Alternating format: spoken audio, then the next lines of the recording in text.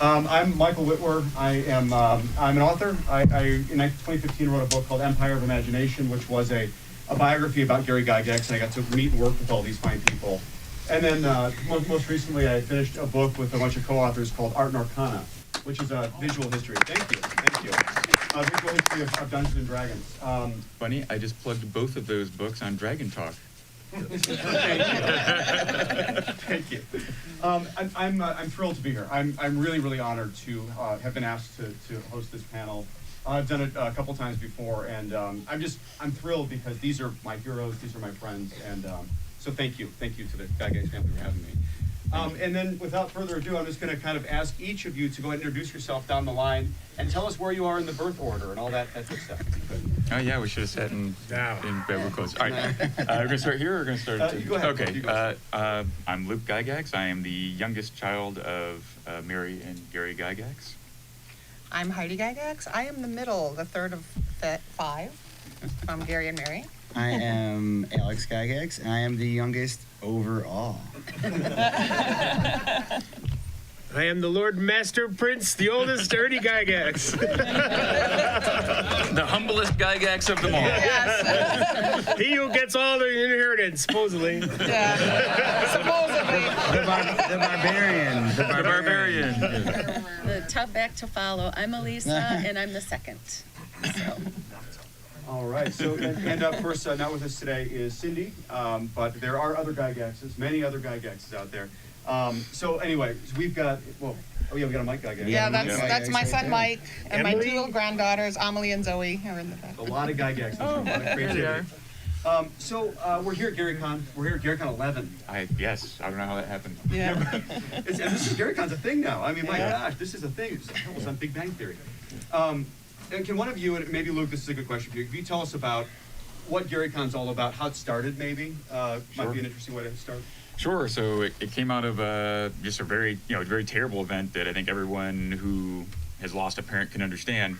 For me, I got the phone call, on the morning of the 4th when I hadn't charged my phone. Anyway, terrible stories. I got the news that my father had died, and we went back to Lake Geneva. All of us gathered in Lake Geneva here, and we went through that whole process. And during that kind of blur, I remember that there was a lot of people reaching out by phone, by social media posts, by forum posts, and email, and just letting us oh wow, your dad telling us the stories. Your father meant so much to me. He got me through this tough time in my childhood. I had this learning disability.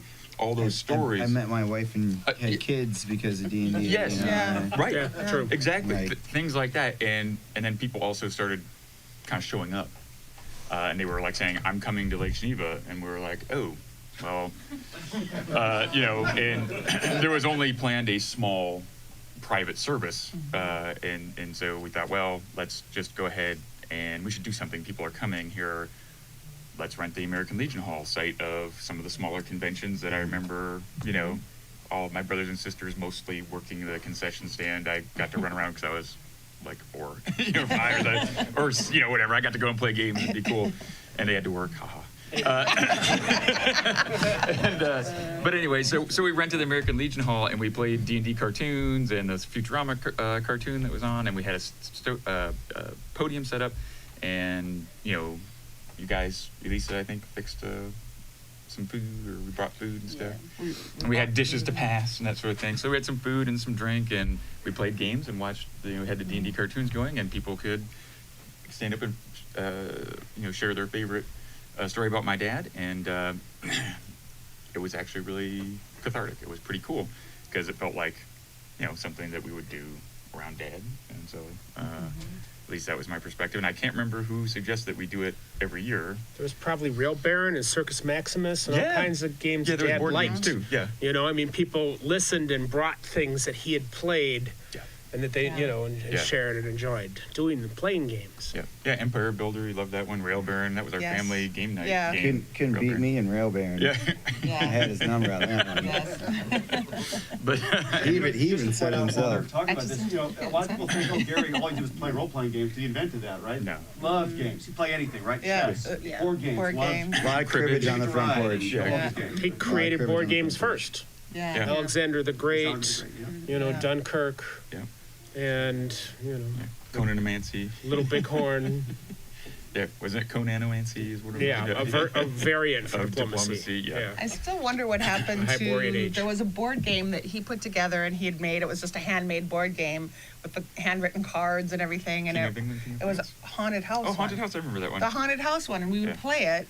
And I remember he said, you pick up one of the cards that said, you feel a chill draft, but he spelled it DRAUGHT. So every time I'd pick it up, I was like, and he was like, so he was like, But anyway, I don't know what happened with that. It was really fun. Yeah, it was like a detective one. It's kind of you play different characters. It was Never kind of heard like of that one Clue, either. but a Yeah. haunted house Tried kind of to find thing. the Yeah, most of it now. Yeah, then, tried was it going to be could really be. a ghost or was it a hoax? Right. And so it was kind of Scooby Doo and a mystery thing kind of mixed together. And, but yes, someone said, hey, this is really a great way to remember your dad, Luke. You should do it every year. I think it's that so many Yeah. people had so much fun. Yeah. They're like, they hadn't seen each other in years, and they said, this was really great. I'd like to see you again next year. We should do this because It's a we great had, memorial. It's Yeah. a great.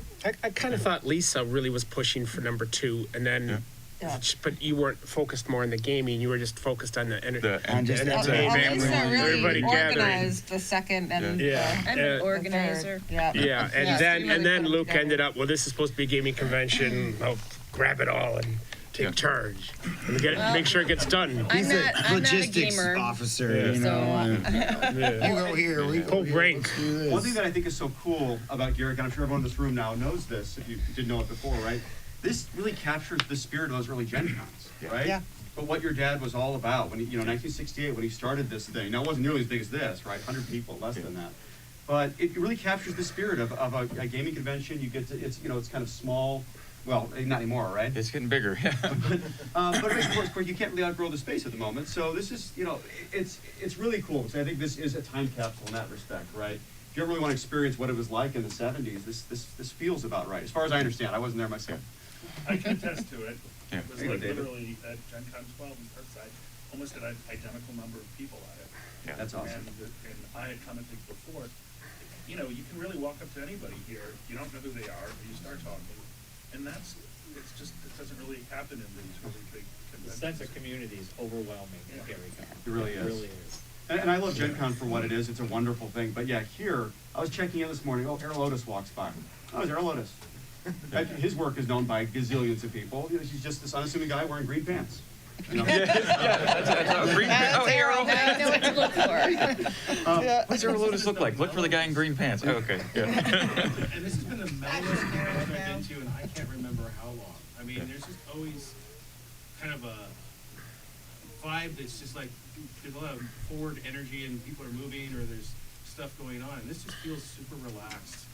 And I can't remember a time I've been in a convention this relaxed. I think it all stems from my very calm demeanor. You're more calm than you used to be, though.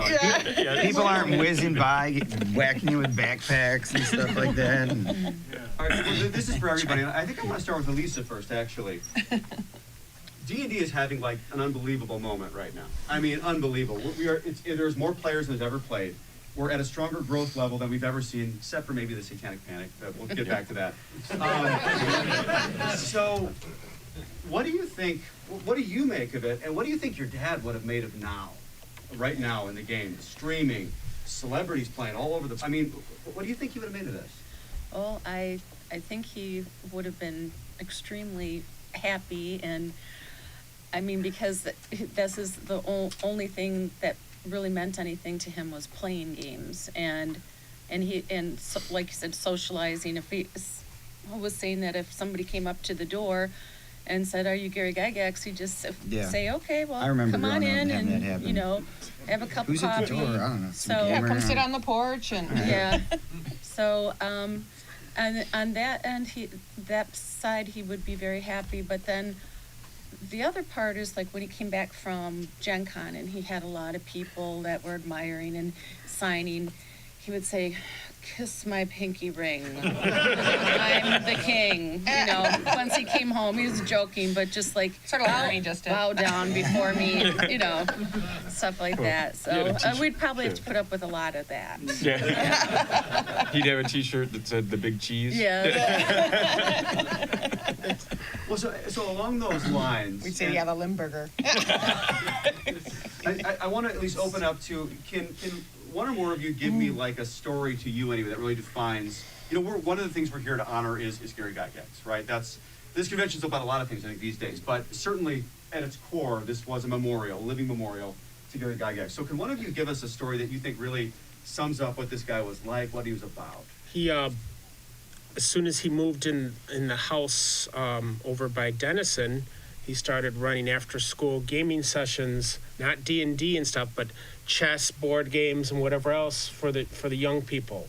He started a club where they could come and play. And I mean, there was absolutely no money in that, whatever else. There's all these people that are now about 50 years old or whatever else that he was, you know, just having fun with, Spending his what teaching new little free gamers. time he had, really. New Right. gamers, always spreading the faith. Amazing. Alex? He'd always told me how he likes children and kids, like the grandkids, us growing up as kids. And he always wanted, like, we wake up Saturday morning. You guys want French toast? You want a pancake? He'd make breakfast for us. And they'd be like, all right, now what are you guys gonna do? You guys gonna go on like have your own fun and do some stuff? Are we gonna play a game together? Should I go downstairs and get a board game out? And it's just all about, you know, enjoying and raising kids to have fun and just. I find myself doing those same things with my daughters. I'm like, I can't cook dinner to save my life, but I'll get up and make pancakes. I've Yeah, got like- the pancakes Yeah. down. Like some sausage, some Yeah. bacon, Yeah. and syrup. Yeah. Stories like that. So you got the more mellow dad, you know, the older dad. Yeah. He wasn't like getting up and making breakfast for us. That was a Saturday morning thing. Yeah. Saturday morning. I mean, once in a great while, but rest that of the wasn't time his you thing. wake up, he's on the computer. He's like, Yeah. whatever you want, just go. It's all you. I did You know see how to that do it. with Gramps.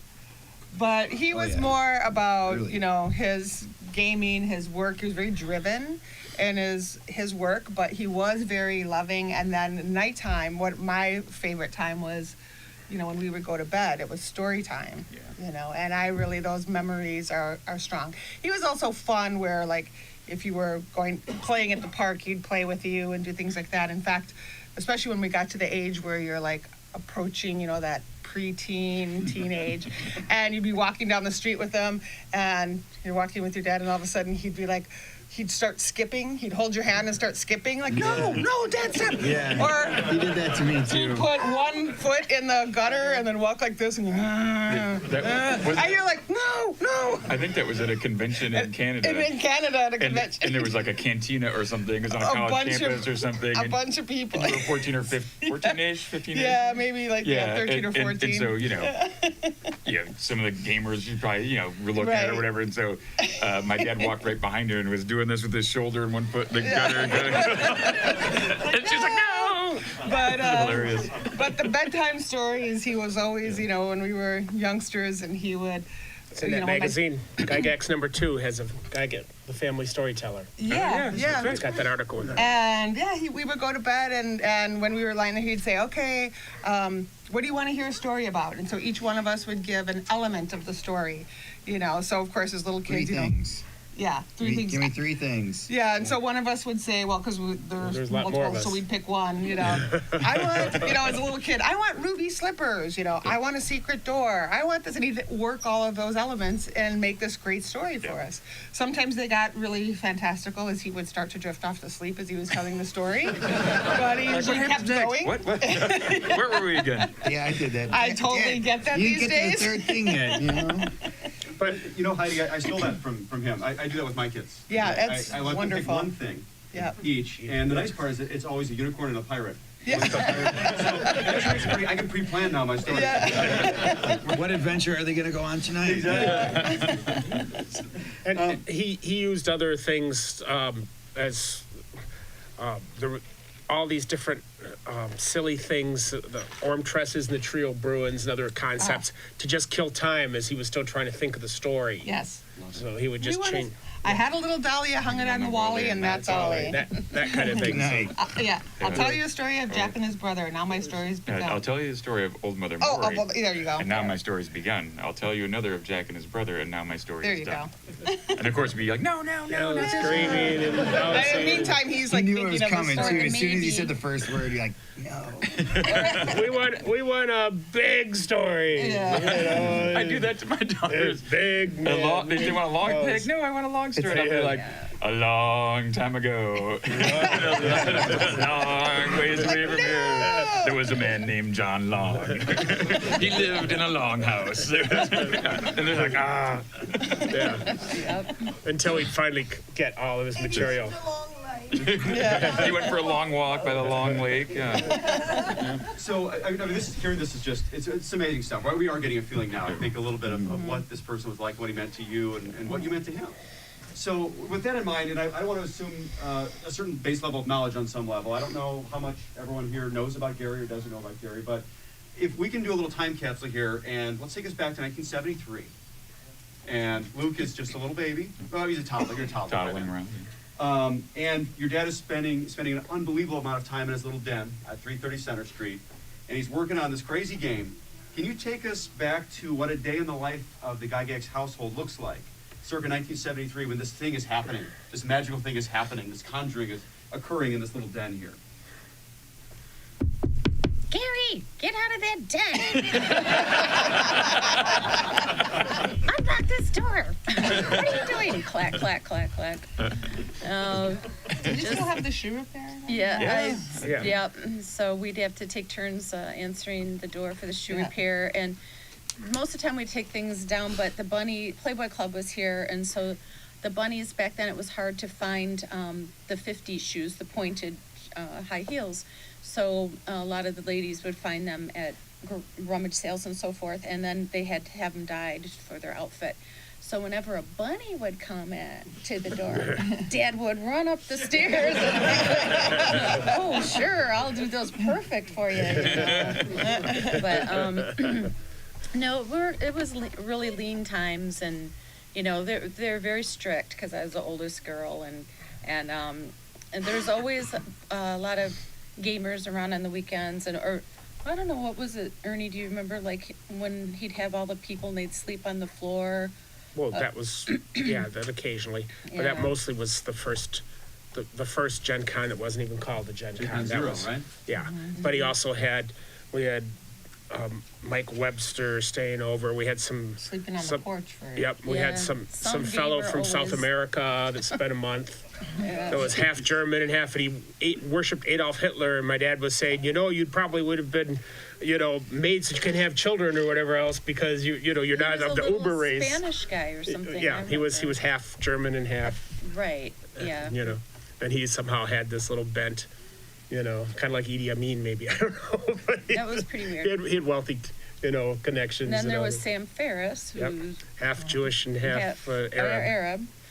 And he would sleep on the couch all the time. We just had a lot of Those two hanging out different together. people He was drifting one person. in and out. And So At war with Jamie each other. being this ambassador, people were coming and they were connecting through games at your Yeah. house. It sounds like that was Yes. that continued all the way through his life. Yeah.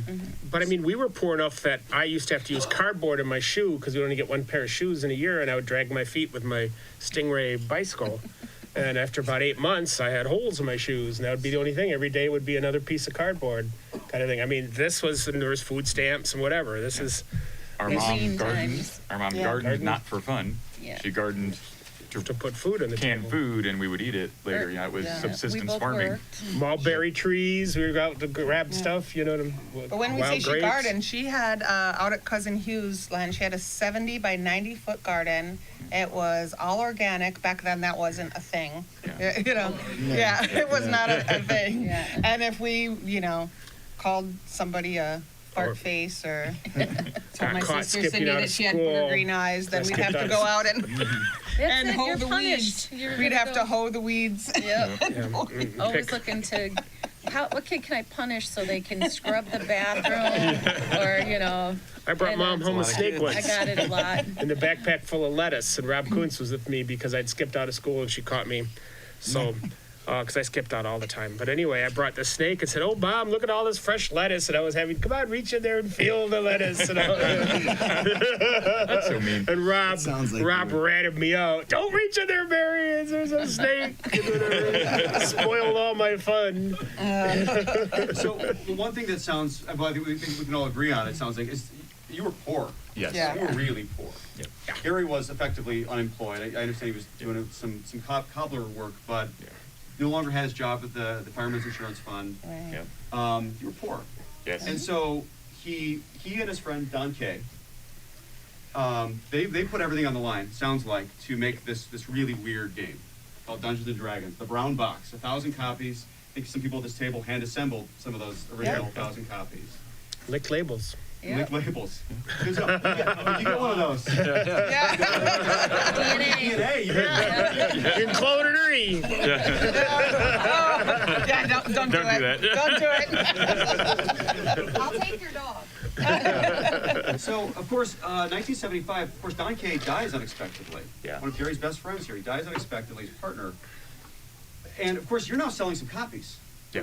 Those 1,000 copies have been sold by this point. Oh, yeah. So when does D&D start to feel like it's really going to be a thing? I guess that's what I'm wondering is, can you remember going back from, some of you play tested it, you were little kids, you were poor. All of a sudden, things start to change a little bit around that time maybe. What's happening? Chapin Road, right? Yeah, so probably 1977. Yeah. Yeah, Chapin Road. He buys his first house. Yep. Yeah. And we can go to the grocery store Yeah. and buy things. And we bought, like, my mom let us pick out brand name stuff, Yeah. which Yeah, is that was- weird because we used to have to eat, it was usually Great Puffed beef rice. butter donated by puffed the rice, the state. generic In a puffed bag. rice, the Cereal, generic kind. yeah. Or, well, it was usually oatmeal, which I still can't eat. Or cream of wheat. Like oatmeal. Yeah, I like can't. oatmeal. It's the memories of, I can't. Oh, So- man. I remember the puffball mushroom. Those are That was the worst thing. Oh, I love Well, puff. I was a kid, and so we were poor, we didn't have a lot of food, but they got this. We went out Dad loved walking, that. and we got a puffball mushroom. I didn't know what it was. I'm a kid, so I see these. What I see on the plate is sliced up like, meat. well, white. It's all white, but it's fried like a pancake, right? But it's white, right? I was like, what the heck is this? And my mom's like, it's like a pancake. Just put some syrup on it and eat it. And I was like, okay, sure. And I was like, you lied to me. I spit it out. It's like the worst thing. I was like, yeah. So, yeah. Yeah. Came up with some of my best gaming ideas. Yeah. No, but you're right. I mean, Chapin Road, and then we were like, Mom had a car. We could buy things. So She got her license when she was 40, right? 32, I think. Oh, okay. No, you're right. I was born. Yeah, I was, yeah. she was 40. She was 40, right? So Yeah. neither one of them could drive legally at least. You're right. The Until that green point. slime, Right. she called it the J. Jewel. Yeah, we it call was it an the green it was a slime. It was an station wagon. AMC station wagon with wood paneling. Yeah, green wood with wood paneling. paneling. Yeah. Beautiful, beautiful. Yeah. Kathy Foster, right? Yeah. So let me jump around a little bit here. So we're talking about this early Gary Gygax, the great American story, right? Full of piss and vinegar, full of passion.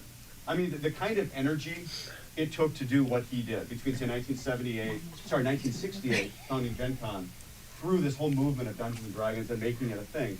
It's an incredible story. It's one that it's almost stranger than fiction. But Alex, the Gary Gygax you knew as a father is kind of past this period for him, right? He's the Gary Gygax by Yeah. the time you know Yeah. him. So what does that look like when you're growing up? Do you have a sense that this is an important person, a special person, when you're growing up playing games with him? And Well, not at first when I was very small, but as I grew up, mainly because of all you folks, y'all randomly coming over to the house, the emails every day, corresponding to different people, phone calls with friends that he'd made through gaming over the years. Wake up on a Sunday morning, call Francois or someone, your different folks, and you could tell that he was loved by everyone. and then what he was doing, when I woke up and I wanted a pancake on a Tuesday or whatever, and he said, no, that's a Saturday thing. I'm working. He's typing away to people. It's like they kind of get a sense that it's important. He's making something people love. So Yeah. No, I mean, it's always an interesting reminder that people, whether they're famous or not, they're people. They're just still just people, right? And I think that was the real sense I got by talking to all these individuals when I was doing some of my early research was he was first and foremost a man. He was a guy. He was someone that we could all relate to, someone that wanted to relate to us. And obviously celebrity took hold and a lot of other things, and it becomes a really interesting challenge in life to deal with. And regarding the success of D&D, I want to now jump back a little bit to this big historical accident that happened in 1979 that put the game on the map in a way that no one could have ever possibly planned. Okay, so just a little bit of background here. So D&D is doing well. It's doing well on the wargaming channels, basically, right? D&D is made for the wargaming the wargaming audience, which is a small, disparate group of people throughout the country.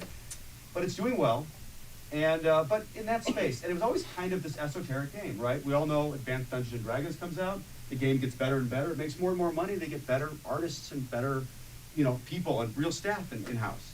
But in 1979, something really weird happens that no one could possibly expect. Anyone want to explain a little bit about what happens in 79 that unexpectedly brings the game to the forefront of the media, at least? Yeah, I can't remember the guy's full name. Dallas Egbert. James Dallas Egbert III. James Dallas Egbert III. So, yeah, if we've seen Monsters and Mazes, that wonderful Tom Hanks, that we know the story. But yeah, I mean, as I understand it, and you guys may remember it a little bit more vividly, he was a very bright young college student, and 16 in college. 16 and in college, yes, and he was also gay on a time period before it was acceptable. Correct. So yeah, so there was a lot going on in his life, but he was a smart kid, and he suddenly disappeared, and they were looking as to what possibly happened, and they're like, what could have possibly? They're looking at it, well, he played this weird game, this dangerous, occult game, Dungeons and Dragons, and they used to go down and play in the steam tunnels. I don't even know if that was true. Yeah, it was okay. We live only 30 minutes from actually where it happened. So I guess they would go and do some steam tunnels down there. They do some LARPing, I guess, some early LARPers. So they're early LARPers and who played D&D, and but to the media they just ran with it, and they're like, oh my God, it's he's been sacrificed, or this evil cult, Satan's everywhere, and so Jerry Falwell, the 700 Pat Robertson and those guys ran with the ball, and they organized. It got the word out about it, right? So D&D became this dangerous thing, right? So if you tell your kids don't do this, what do they want to do? That's also what brought up the media around, though. Well, because I was Dad's secretary and you worked too, and so we had 60 Minutes, and all of a sudden we're having all these big, New York TV couldn't shows. buy that kind of media. 60 Minutes was a little later. It would have cost more than they had. But we had NBC, and they would all be sent to the Dungeon Hobby Shop, which I ran. Okay, and then Dad would come to talk to them, or somebody else that was responsible at the time, depending on whether we had Dieter Sturm already dealing with it, or otherwise, for a while, we had Dr. Joyce Brothers. Dr. Dan Snow, too. Yes. That wasn't until later, because I was gone. So,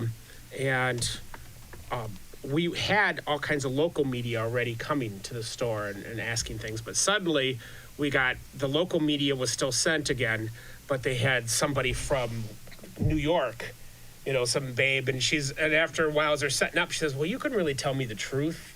What's the real secret with all this stuff? So they're always trying to, and even yesterday, somebody from some computer reporter or whatever else is trying to dig up crap. Yeah, why waste? Why give them any? Why even talk about that? Yeah, just idiot stuff. So you have this unexpected publicity around the game, and of course it does exactly what all press did in those days. All press is good press. So revenue quadruples for a company that's already doing really well. Quadruples in a year's time following this incident. All of a sudden, it's a mainstream game, and a year later, where does it show up? E.T. It's mainstream enough that it's on Spielberg's radar, and he throws it in that movie. All of a sudden, things get really interesting, and I think Gary and others get very interested in trying to make this media kind of a cross-media platform. You think about cartoons and things like that. So we can talk about that time period being you were poor, not 10 years before this. 5-6 years before this, you're poor. All of a sudden, you got this thriving company. Now things are blowing up. What does that look like? Living in that household, living in that environment. I moved out. We lived together in They the moved house. out. They Well, moved yeah, out, you guys yeah. basically guys stayed in stayed Chapin in Road. Chapin We Road. stayed. They stayed in the family home in Lake Geneva, and then there was this home that my mom and dad had seen a brochure for this really nice home, more towards, it's outside of Beloit and a little Fox small. Hollow. Clinton, I Yeah, think? in Clinton. Yep. Yeah, and it was still, it hadn't sold yet, 2 years later Yeah. from when they had seen the brochure. But it was like an astronomical sum at the time, I can't remember how much it was, but I don't know. $300,000. 250 They or paid something. 250,000 $250, at that okay. time. Yeah. Which is a lot of money back then. That's it. Right. So it Small was like a mansion dream. stuck But it out was like- It was a nowhere. mansion, yeah. It's It not was like- just stuck out nowhere, though. Yeah, it was like 5,000 square feet or something like that, and it had 22 acres. 22 acres of acres, land, and there was Fireplaces, a everybody had their own bedroom. Yeah, the so, barn, yeah. so yeah, that was really nice. We had guest rooms. Everybody had their bedrooms, including Ernie and Elise, who didn't live there.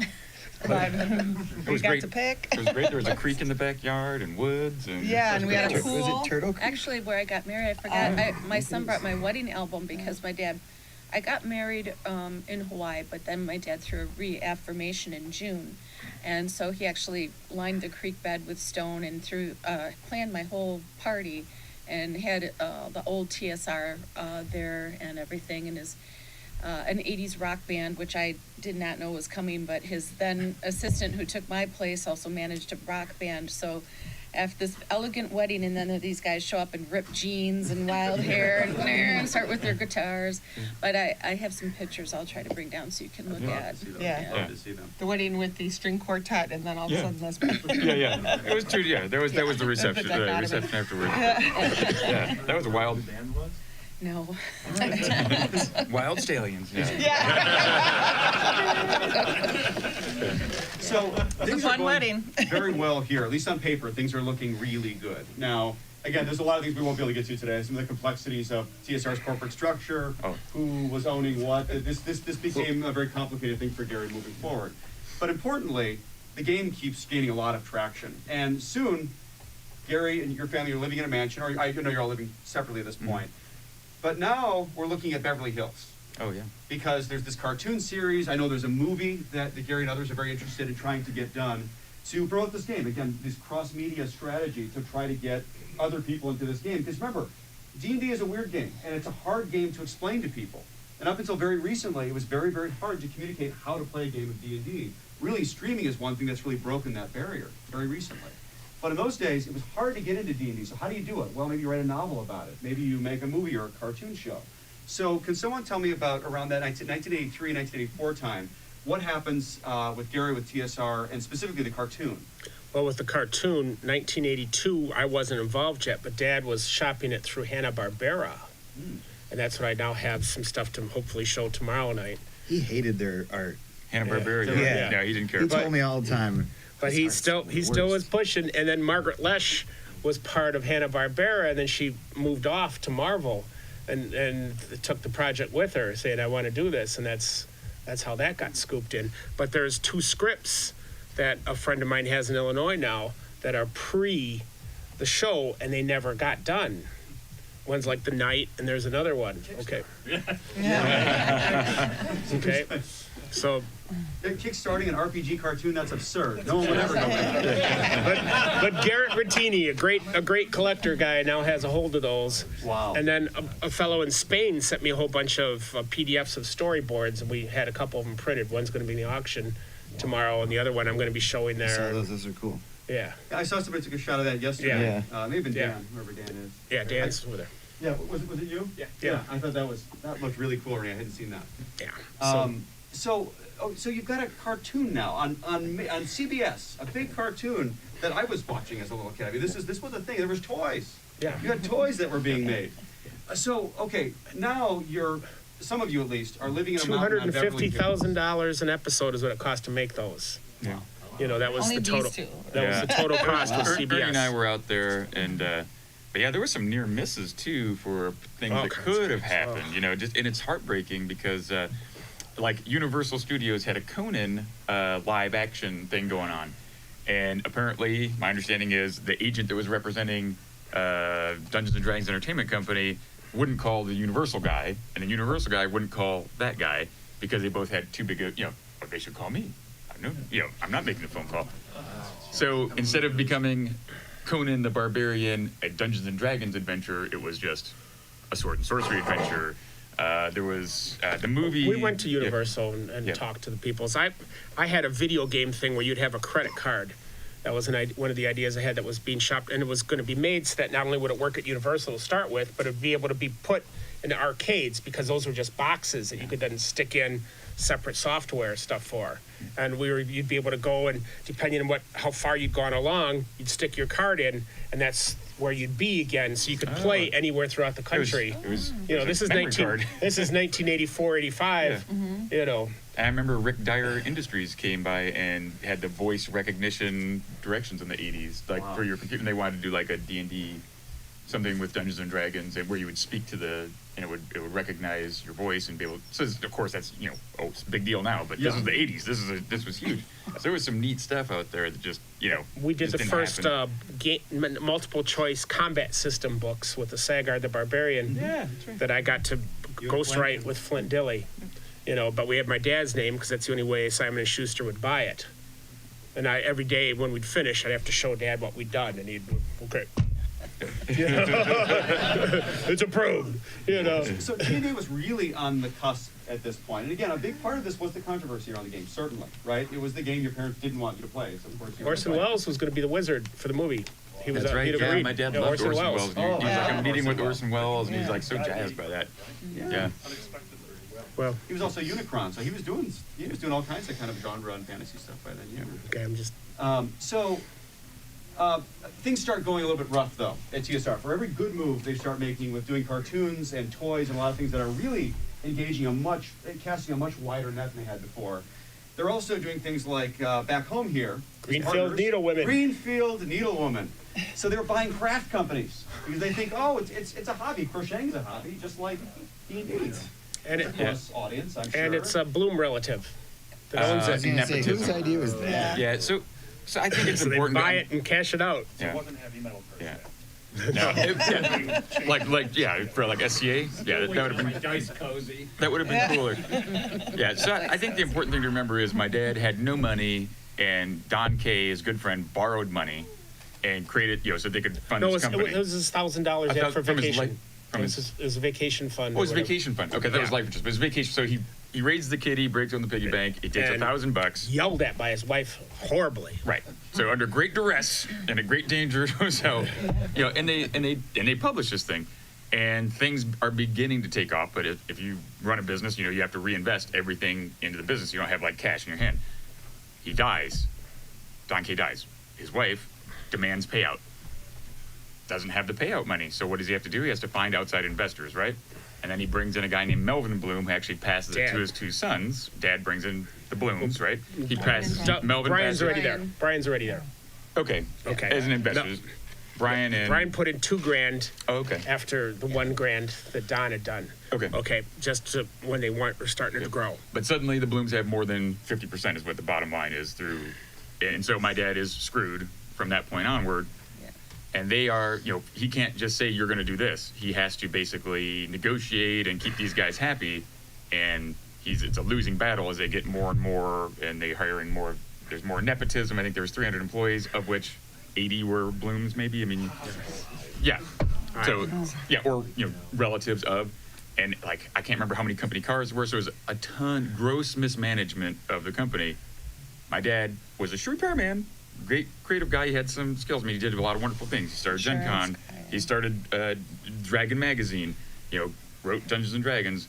But is he an MBA? No, right? And so he ends up he's backed into a corner. He's a tight spot. He goes out to do the DDEC stuff because he kind of gets banished by the Blooms, is my understanding. Kind of what happened. And they're just going crazy, wasting money and doing stupid stuff. Buying things like Balderdash and All My Children and desperately trying to find, because they're basically trying to find things that will replace Dad's products, and they even start working on trying to create second editions so they don't have to pay the royalties, because one year Dad got $2 million in royalty at his height. Okay, so this is wrong because he might be able to buy the company back. So we have to somehow, create a fresh Take 'em out, revenue. take that name So, off the yeah, cover. so they weren't his buddies, even though he was the goose laying the Meal golden ticket, egg. yeah. He was the face of the company, but he Yeah. was not. He really was not in charge. In that Correct. respect. Well, no, and what becomes interesting, so as you can hear here, it's a complex business arrangement and structure, and the company's becoming really bloated back home. Yeah. And of course, meanwhile, I'm sure it's not cheap to live in Beverly Hills either and do all the things. 10,000 a month $10,000 a month. was rent. So he comes back. It's the Well place is worth on it. fire, and there's lots of trouble.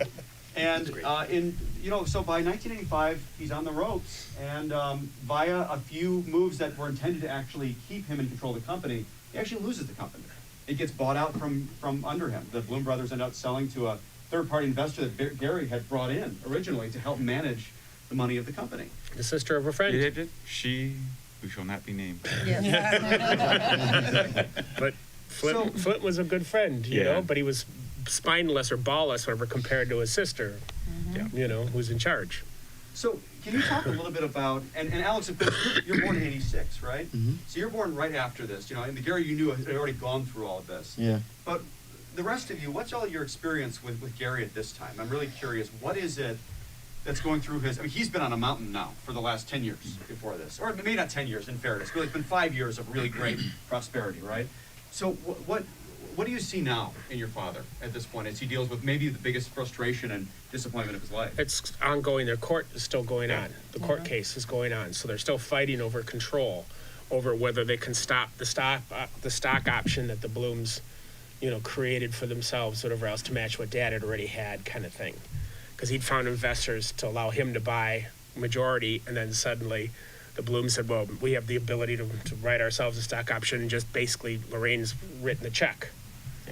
Okay, so that we've countered your move equally. Check, kind of thing. Yeah, he was angry, I think, is what I would Yeah. say. He definitely became more of a hermit, where he used to like to go out to eat, and even known to go dancing with your mom. And actually, I went with him. It was Popeyes had a disco called Olive Oils, and he actually dancing. I remember that. So but then I would try to get him to go out, and he just didn't want to go out. I think it was really embarrassing to him too. Kind of like, how did I let this happen? Yeah. I feel it. And then the law, when it was finished in court, Judge Carlson says, my heart bleeds for you. I really think that you're in the right, but the law says that she can do this. But he said, because of my feelings for this, I leave it open to the right of appeal. And then Lorraine came up to him and said, all right, we want you to sign away your appeal rights for double your stock value, cash now. Don't think about it. It's either A or B, kind of thing. Because he's already in debt fighting this whole, So that's when he cashed out, but lost his baby, his child. Yeah. Well, and we know he didn't really leave this situation rich. No. Like he's a famous person. We all know him in this room. We all love him for what he did. This was not someone that was a rich person after this point. And this, like we've seen this movie before, right? He's not the first person that's ever gone through this particular scenario. But it seems like a recurring theme. The creative genius, the one that had all the energy and the drive and the piss and the vinegar, does all these things, and they're kind of left on the back end. And the only royalties are getting are the foreign editions from when people publish things that weren't second, third, edition. And such like that. Those are dribbles, but Turkey or whatever, Very big in Turkey, you see. But there is a convention group, but I think he still had drive here at this point in time, and it's when he spent 3 years working on Dangerous Journeys, or it was Dangerous Dimensions at first, but they said change it to Dangerous Journeys. And, we started playtesting. It was actually the supernatural version of it first, and then it became Mythos, And, he got Game Designers Workshop to publish it, and it was going to be a big thing. He was super excited about it, and they filed, after all these giant books were printed, they filed an injunction saying, oh, nope, you thought of those ideas while you were an employee of TSR, so therefore we own all those ideas. Yeah, I remember that when I was a kid. Yeah. Him having to go to court all the time, having to go to court. And basically, the Game Designers Workshop was the second biggest, but still, they had invested all of their money in. They were the printing these traveler books. people. Yep. Yeah, Okay. and they died. They They- couldn't defend. It cost they couldn't them like $1 defend million, and she threw $5 million in the toilet. Yep. And, nobody but lawyers got money. themselves. Yep, and but it was gone. Just to stop him from Yeah, doing just to stuff. stop Just to stop Just him. him. She- Yep. And that's part of helping to kill the company. Not only, not only did I Throwing take that your in- company Yeah. from you, but I'm going to stop Yeah. you from being able to do anything. from Right, here and on this is when my dad really, I think, hit Yep. a depression, or he just Yeah. really he was very disenchanted. This was a very hard time period for him, and he was also completely broke. And the hermit, I could Yeah. see the hermit, like you were saying, Yeah. when I was little, Yeah. because he didn't drive. Yeah. He had a bad knee. I don't know how often he left the house for many years. Is not very often. I can tell you that. He didn't go grocery shopping. Yeah. He didn't run to the gas station. He didn't go for walks. He never went. He'd take me. I think he'd take me down to get a Kona ice cream and a Ninja Turtle, and that was about his extent of leaving the house per week. I think he gave me for my birthday or one of the early mid '90s, '94 or something. He's got it written on the back. It's basically a piece of driftwood that was made into art. He took it off his wall and said "Happy Birthday" and wrote on the back. Because he just didn't have money to give me something, but he wanted to give me something for my birthday. So I don't think it was until the Game Guild came around and Ernie was at the Game Guild that he really started going out again. Yeah. So it took him a while to gear back up. Not even not going out for sushi. Yeah. I'm saying just going. Yeah. But like really when I was in school and everything, he didn't really get out all too often. Joe and Marie would have like a dinner party, or he'd go to the Game Guild on Saturday. Otherwise, he was at home. Yep. And I think what turned that around was when Peter bought TSR, and then came to talk to him and kind of started re-engaging him, and I think that felt really good. And then talking to people on forums, and he realized, okay, people still remembered him, and he could interact, and he kind of got to be a game designer again and mentor people, because that's one thing I think. Well, they weren't trying to sue him every chance they could, Sure. But one thing I think it's like, sweet, I can make stuff again and not like lose all my money trying to fight this. in a sense, but I think what Dad loved was collaborating on games and stuff, and designing with people and mentoring younger talent. And he did that with he worked with Jeff Perrin, who I think was a younger guy than him, and working on Chainmail, and Mike Reese on Tractics, and Mike Carr, and all these people, and James and Moore with and now he gets a chance to go back, and Frank Mentzer, I guess, to a certain extent as well, and then he gets to go back to doing that, and working with the Troll Lord guys or Chris Clark or whomever it is, and he sees some talent, and he gets to mentor him and do stuff. I mean, Jolly Blackburn said it was. It was a dad Shadis encouraging magazine. him. There's a lot of fresh ideas for him too, because he has his own ideas, but he's working with another passionate gamer, and they kind of bring this to the table. It gets his mind going, and all of a sudden they're running off making whatever it is that came to light. So he kind of you got returned to what was fun again. Yep. And I think he found his zone, and he wasn't this big shot guy who was flying around doing Hollywood stuff. He was making games and back to his roots. I think my impression very late in his life, shortly before his death, was that he had been humble, certainly, and he was a very humble person by then. But he also, I think, had a sense that he had actually done something pretty cool. Can you tell me about what you think his legacy is to you? What you think he did, or even what he maybe thought he did? Luke, you want to start with that, and then I'll open it up to questions. For me, I would say I didn't appreciate my dad's role in our culture until after he died, and once again, thanks to all of you people expressing how important he was, and then having questions like this given to me and thinking about it. Dungeons and Dragons, he created the role-playing game genre that is a uniquely American art form. As important as I guess would be alongside jazz and maybe comic books, maybe would the two art forms that you could say that about. And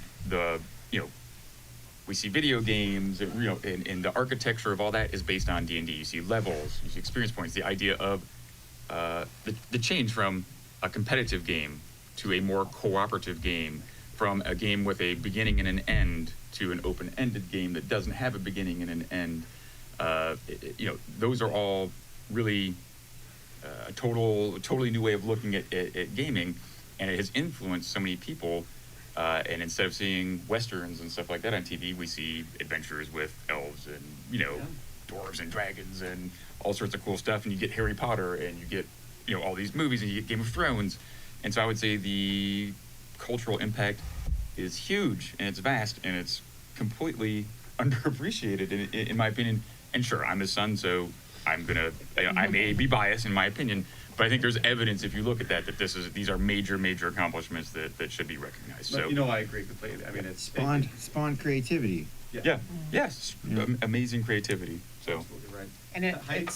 I was gonna say it's become more mainstream, when, I think before Dad passed, we looked at it more as, like a just a small group, the wargaming group, the gamers, so to speak, and now it's just pop culture, a lot of these things have become more familiar, and yes, there's many other influencers, but I think D&D really brought it to the forefront, and, all the things that Luke said, so I think a new appreciation when people come up to you one-on-one and say, wow, your dad had such a huge impact on my life, what his work did for me, it's really,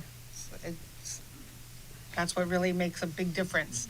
It makes you feel like, wow, he really did something very special, and that made me appreciate that a lot more than just people getting together and having fun, which we saw before, is that this was something that was really meaningful and impactful. And then I can see that with the lifelong friends, because even when we come back here, we see a lot of the same people, and it's like, wow, it's great. It's a family feel.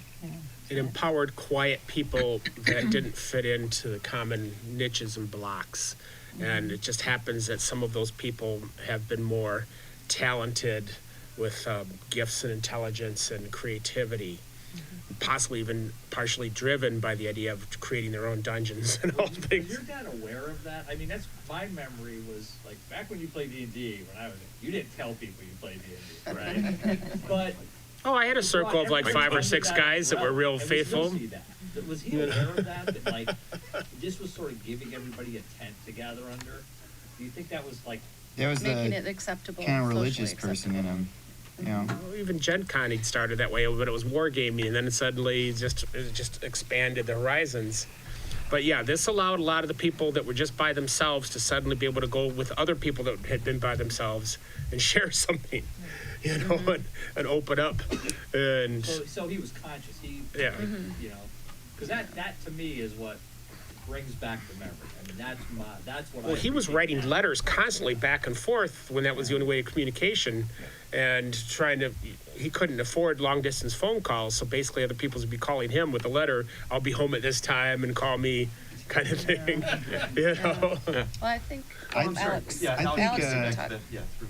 The question was, when did I feel like it was important, or when that it was a big thing? I kind of felt like that my whole life growing up, because by the time I was like in school, just grade school even, like I was the kid whose dad made D&D, and like everyone thought it was cool, and my friends' dads played, and Ernie was at the game guild, and I'd go down there and there'd be all these people and older guys, younger kids, and everyone's, we got this group of 20 kids playing it sometimes, and it's all ages, and so it was I always kind of knew it was like a big deal and it was kind of cool, but I don't think until recently it became like, it's like the internet age, social media age, all the information's instant, something happens, tag it, everybody knows about it right away. But wait a So second. What about Futurama? What about your dad being an animated character? That was Oh, I know. Everyone in the United States. I had a kid in high school. Your reaction? Anthology of Oh, I interest. love I've had that people Bender's messaging game. me. A kid in high school used to, he was a friend of ours, but he'd always kind of give me shit. And he's like, I will never give you shit ever again. Your dad was in high school, or your dad was in Futurama, and it was the coolest thing ever. So he's like, and from that point on, Jake never ripped on me again. Yeah. So. I agree with you, David. I think that was a major tipping point, because it was one of the first times that anything in real pop culture, and it was above and beyond it wasn't ridicule, right? It was actually honor. He was next to like Stephen Hawking Right. and Al Gore, and it was actually this kind of this Michelle way of David Nichols. X. Cohen And Michelle saying- Nichols. He thought it was cool, Yeah. too. He Yeah, thought it was superhero. cool. Yeah. Elisa, I wanted to give you back to that original question, though, just to let you finish Oh, there. okay. kind of lost my train of thought. But as far as the social awkwardness, my dad was kind of picked on as a kid. He was a heavyset kid, and I think that he was alone a lot, and he liked to read. And then he kind of took that and turned it around because he wasn't going to let people, keep him down. So he would purposefully be odd. Like he liked to, wear hats and different things and dress up. And that's how he prided himself on being the odd one out. But then he also recognized that he wanted to, embrace other people that maybe felt that way. And it's like, now it's made it so that, the people that are the more, gifted, I would say, that are more, that's what's cool, so. And Ernie, you want to wrap this thought, whether it be on the overall influence of D&D or how it maybe connected people in a unique way? Now, instead of just having your own kitchen table or in the basements, whatever else, now it's able to be shared from one continent to another, whatever, live streaming and all this, and it's just a fantastic thing. But even I still believe that the best is still just getting together at a table, face to face with people, and then seeing the die fall off the table potentially. Yep. Agreed. I like it. I think I Yeah, that's the best. Before we open up to questions, we've got a good amount of time for questions, so I hope you've got some good ones for us. One thing I wanted to say to you all is that, nobody does it alone. We all know that expression. Behind every great person, there's a great support network or family or spouse or whatever. You're his family. You were behind him. You were with him. You were game testers. You were supporters.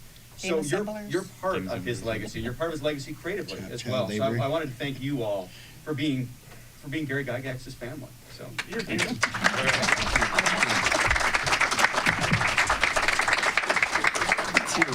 questions, please. Yes.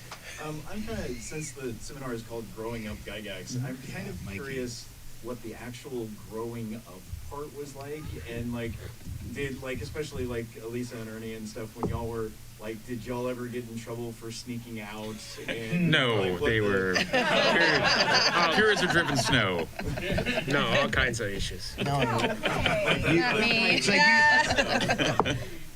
yeah, no, didn't get in trouble for sneaking out at all. I swear. I mean, Elise, I know You understood the you've got one of my adventure. favorite stories. I don't know if you want to rehash that one or not. The gym one? The dating one? The doctor. Oh, the doctor one, okay.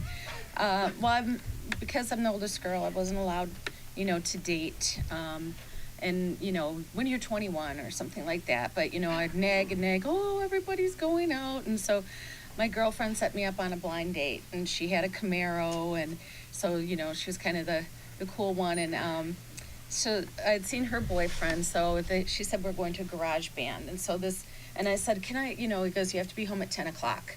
I'm begging him. No, you have to be home. The guy comes to the door, and looks like he had been working on a car. He's all greasy. He's got a headband on. Just looks like he hasn't probably bathed in a week. And, he goes, my dad came downstairs to meet him. There's, everybody had to, he had to meet them. Yeah. So he comes down, and he's like, I'm just like, oh my God. So I go, Dad, I have to be home by 10. Oh, first he says, what's your name? He goes, they call me the Doc. And then he goes, what? And he goes, the Dr. Love. Because that was, I think, a song then. Kiss song. And I'm like, oh God, so. And then I said, Dad, I have to be home at 10. Oh, stay out as long as you want.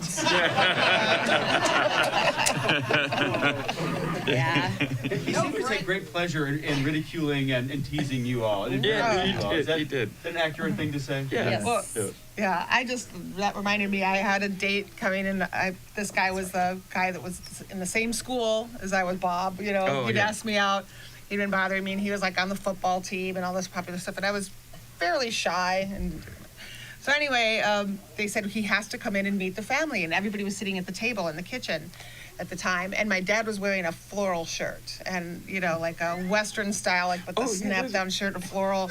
And I was like, no, Dad, come on, really, and nope, bring him in, make him come in and say hi to everybody. The mother of pearl buttons. Yeah, the mother of pearl, like a floral shirt, and I'm like, snaps on the. I'm like, Dad, I must have said something about his shirt. And so he makes this guy, Bob, come in.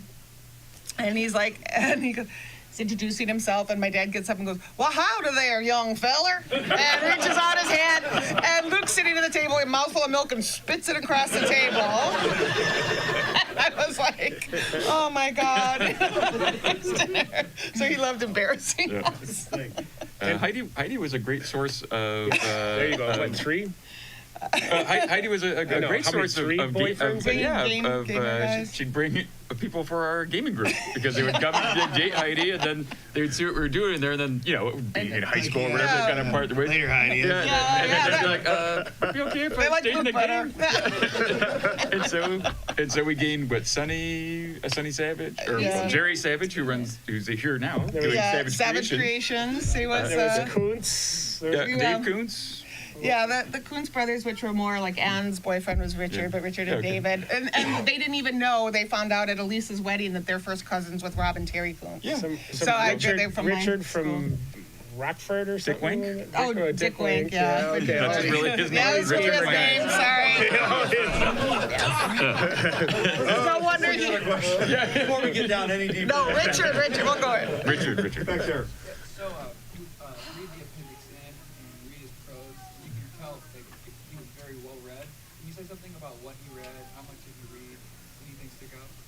He read basically a book a day. He was always walking to the bookstore, and science fiction was his, Fantasy. and he was history major, so he loved history and science fiction.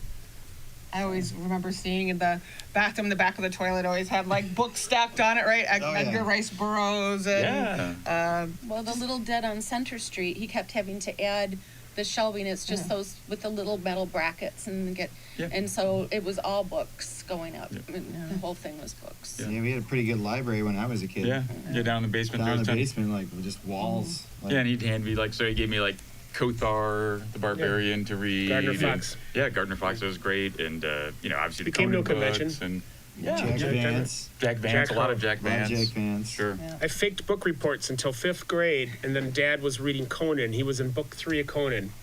And I said, "What are you doing, Dad?" And because he was not hanging out and doing something, he was really reading this. And he said, "Wow, you should check this out." He said, "Here's book 1." And I said, "Okay." And I look, and then before he finishes book 3, I'm past him. And by the time he finishes book 3, I've read every Conan book. And then I became an avid reader and was turning in 20, 30 book reports extra beyond what you're supposed to in school, because suddenly reading was fun. And I was Conan, man. I know, it wasn't you guys, it was me. It's very easy to remember, so everything you're hearing is Pulp Fiction. It's all Pulp Fiction, right? And this was not really respected literary stuff at the time, which is an amazing thing. It's very easy to remember just in one generation how things shift, right? The biggest fiction out there now, right? It's like George R.R. Martin, it's fantasy, it's swords and sorcery, it's science fiction. In those days, you're talking about Pulp Fiction, about cheap Pulp Fiction that was written by really creative people that weren't getting a lot of respect. Kind of an amazing thing, and that's the stuff that those were the seeds of Gary's creativity, no doubt. Yeah, Fritz Leiber, who was Leiber, Fritz, got yeah, you. absolutely. Another question. Yes. I don't have a question. I have a thank you. First, Luke, thank you very much for hosting the con and for putting this con on for everyone to come and join and play. The Lady Gygax, I don't know you very well at all, but I thank you for joining and coming to this and sharing everything. Alex, hanging out at the Game Guild, playing Magic, and then Ernie, thank you very much for talking at the Game Guild with my brother Dan and I, and a relationship that was slightly separated by living in different households was brought together in the Game Guild, and then listening to you in your D&D talks and in your D&D games and learning that and bringing us closer together, and now getting to play with you here and getting to play with you at your home. Thank you very much. some of the other gamers are still here. Mike Thompson and others, they're still gaming here. Yeah, Tommy and all this, games here, yeah. All the little kids that used to come and play at my table, whatever else, are now, and they're bringing little kids. Thank you all very much. What I think is awesome. They're Yeah. awesome. You're most What I think is really cool, if I could just say, is that through GaryCon, Elise and Heidi are running D&D again. I think that's really neat. So Edwin is the one really. but yeah, Edwin he's- Stallnacher, great he's guy. Yeah. got me to do it. So. Yeah. I do believe Gary wish he had a tier to see that. I do. I know that was something that was always on He his would mind. probably He'd have loved it. something to say, sarcastic. Yeah, he would definitely 'Cause try to he's say always some trying to make embarrassing me sit stories. down. Yeah. It's- But he was always trying to make me sit in, but it's like, it takes so long, and it's like, I was always doing something, it's 4 hours, or more.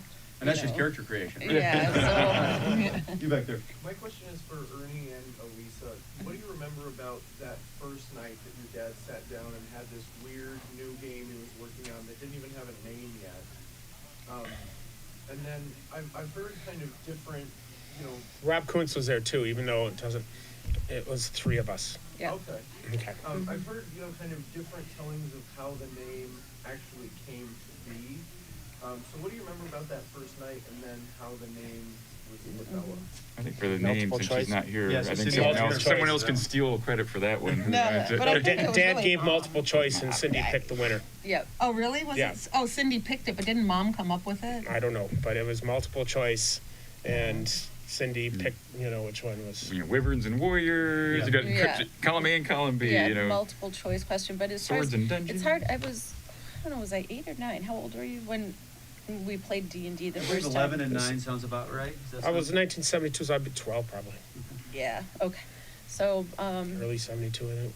yeah, it was just nice because he included me in it, so I was like really thrilled, just to be like doing something, because Dad didn't do a lot, except games. Yeah. Or he did a lot of reading. He was, always in his den, working on stuff.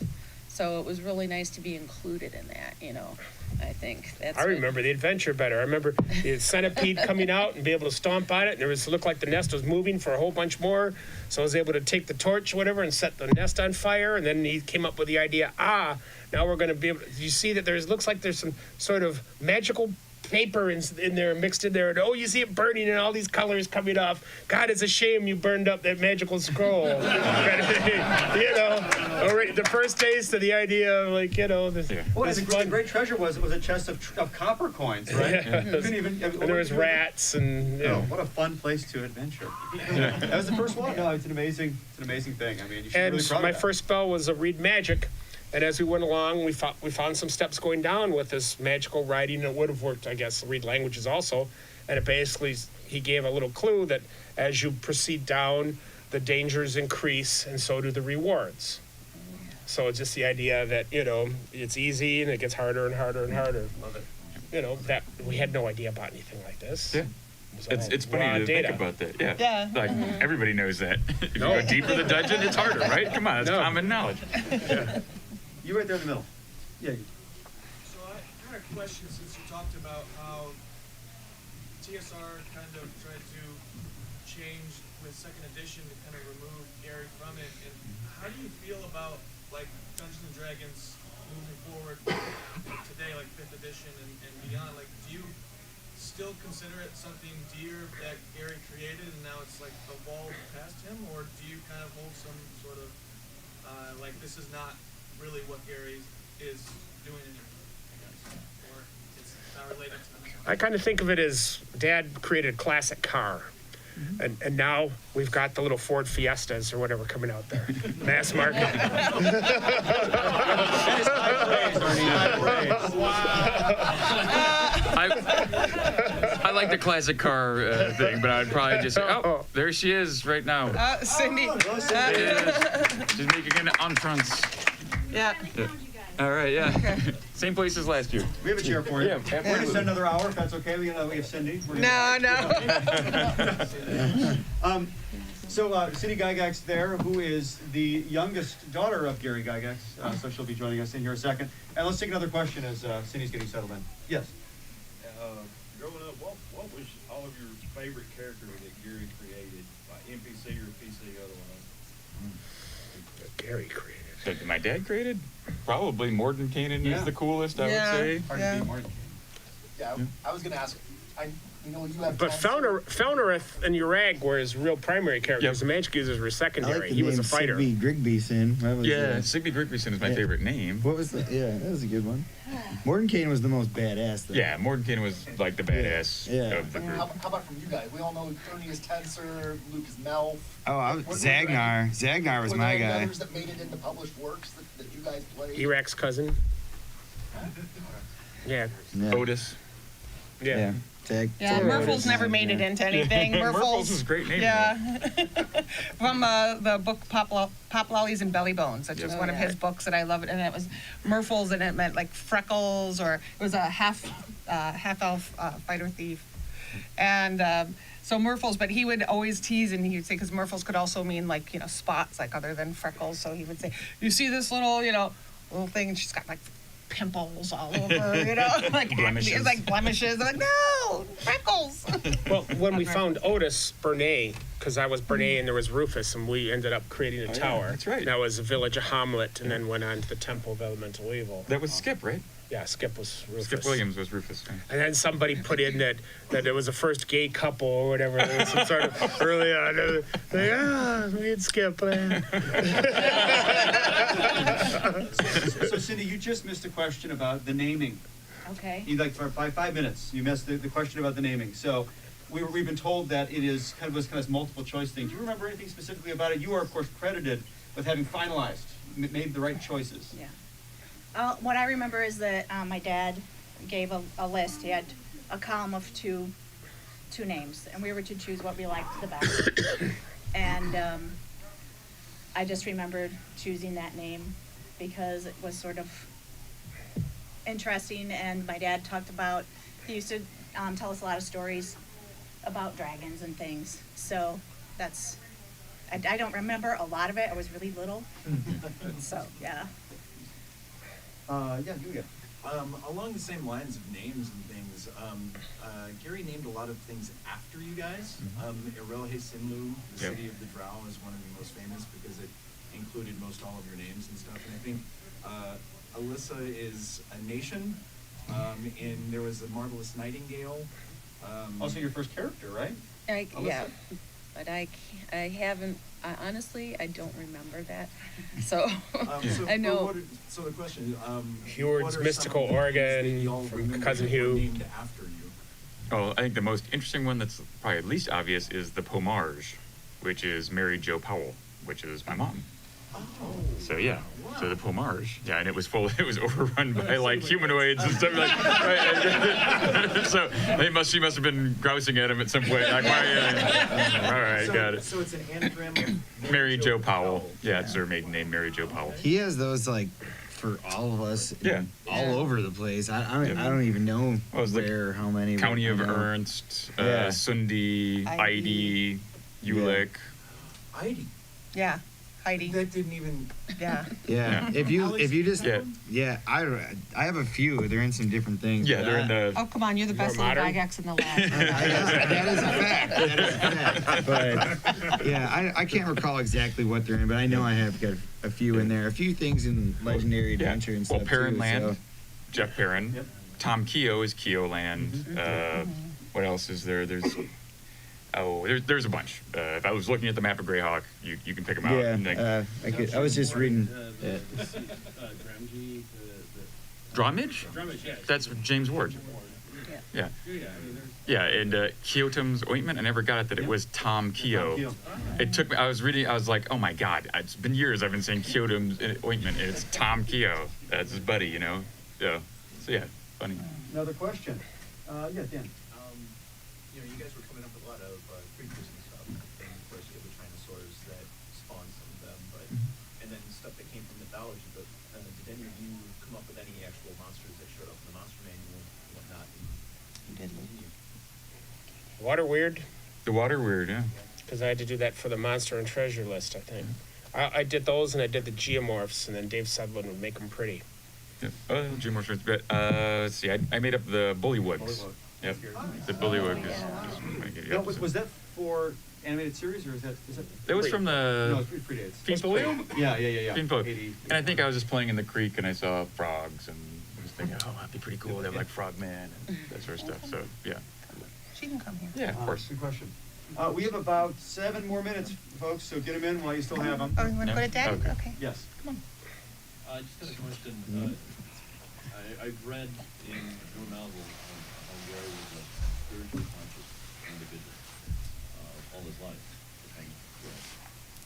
I was wondering how he felt when the satanic panic started and how that affected him. And, you know, how did he deal with that? Because I mean, just from what I understand of your father, the fact that he wanted to create something that everybody would enjoy, would bring people together. I mean, that was such a divisive thing. Could you tell me a little bit about how he? I don't think he believed too much in organized religion. I believed, you know, he believed more in the good book and living a lifestyle rather than putting on a mantle. Yeah, I think he became disenchanted, and correct me if I'm wrong, but I think he became disenchanted because he was kind of booted from the Jehovah's Witnesses for smoking cigarettes. For smoking cigarettes and having his hair too long. Yeah. And that was when it was because it touched his collar. Yeah, yeah. Yeah, he was thought it was absurd, actually. And I just remember he's The whole satanic panic. Yeah, he's like, Yeah. what? Are people? It was hard for him to He believe. was surprised at the ignorance Yes. that Yeah. was perpetuated by the press and Yes. that people would actually go for He's it. like, if I could really throw spells, do you think I'd be writing games? Right. Cindy, yeah. We had to be extra careful after all of that. We went out in the country. We had a big house in the country. We put up fences all around the yard.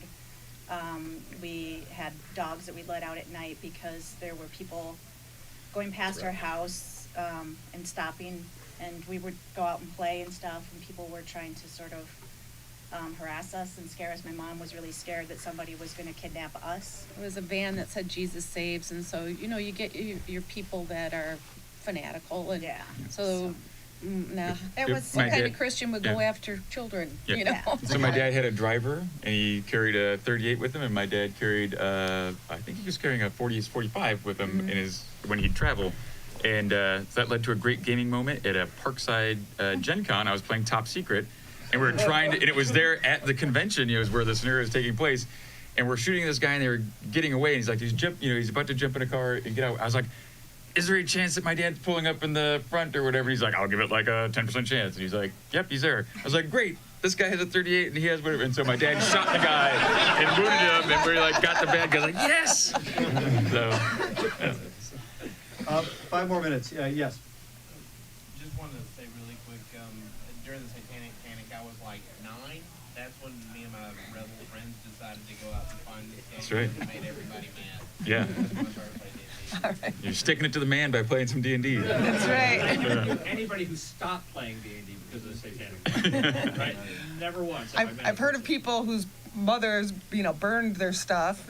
Like everyone that panicked didn't play the game. Did you actually play the game, or are you just, listening to other people? Well, the book burning stuff is great. My dad would be like, "That's right, go do book burning and buy all the new books so you can burn them." We actually did like an overnight shipping to some place in like Kentucky, so they could burn where them? somebody had already bought out this whole hobby shop stuff, and so this was when Kevin, Brian, and my dad all agreed, and they were able to do a overnight some sort of thing to restock the shelves in case they needed more material. It's interesting because there's a parallel, with comic books. There was the seduction of the innocent. There was a period where comic books were, there were book burnings. And, for the faithful, they became even more into, and comics evolved because of it. And I'm wondering whether that also, when the satanic panic happened, it actually caused a surge of people really being creative and so forth, because they're pushing up against what's going on in the culture. Yeah. And I think that's one of the things that sets D&D apart and why it is a cultural touchdown. As comic books, and look, we're seeing all these superhero movies. We're seeing the D&D. It's like there's a lot of very interesting crossover. Yeah. I'll be very proud of what your dad and Dave Arneson and that group accomplished and all of it. Yeah. We got time for one more question. All right, I'll give you 2. These 2 right here. You first. I just want to say thank you all. Your dad was a lifeline to me. sorry. Back in 1979, I didn't socialize well, so that just, it brought me into the world. So, thank you all for that. Welcome. Thanks for being here. Welcome to all the family. Yeah. You're not alone. Yeah. Another question right there. My question is for Luke. When your dad passed away, I know a lot of you probably got reached out to by journalists and people who wanted, various people of the gaming community who wanted comments or whatever. But you've told one story of a journalist who reached out to you and was like, "Did your dad live in a dungeon?" That was actually at the eulogy, my father's eulogy. Steve Chenault was the gentleman who took that phone call, and he's like, so, and they call it because that was his business partner, Troll Lord Games, and they asked him, you knew Gary Gygax, do you want to give some comment? He's like, no, not really. Well, at least is it true he lived in a dungeon? And he was like, oh, okay.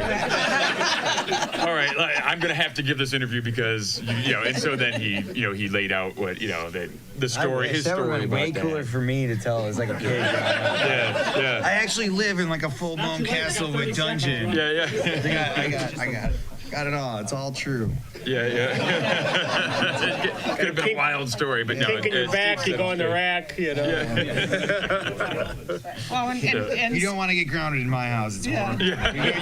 You go straight to the dungeon and throws you on the rack. Iron Maiden. well, when people would ask, is that true what they say, about Dungeons and Dragons? Is that?